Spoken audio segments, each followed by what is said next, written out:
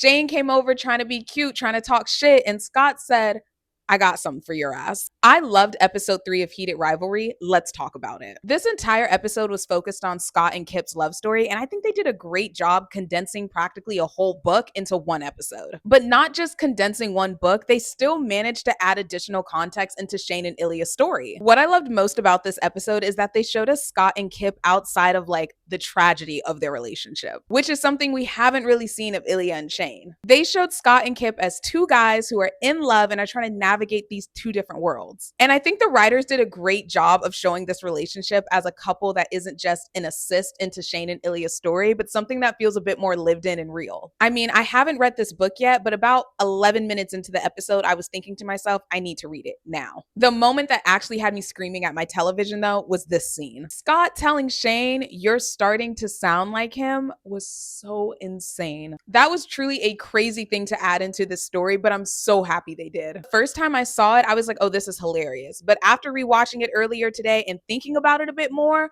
my chest actually hurts. I can't even imagine the terror running through Shane right now, knowing that Scott knows something is going on between him and Ilya. Adding or changing to the original source material when adapting a book is already something risky to do. Like, you're either going to end up with season 8 of Game of Thrones or you're going to end up with Breaking Dawn Part 2. And I have to say, this change right here is Breaking Dawn Part 2 levels of good. I also can't talk about episode 3 without talking about these amazing side characters that were introduced. Kip's dad, the friend, and Elena. If anyone knows the friend's name, I did not hear anyone say it, but please let me know. All 3 of these people offer something to Kip that Shane, Ilya, and Scott don't have: support.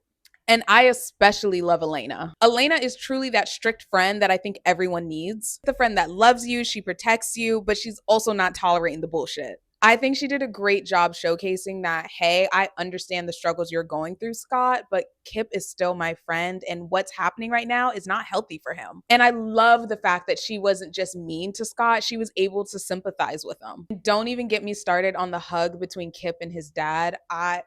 This is gonna have to be 2 parts because I fear I have too much to say.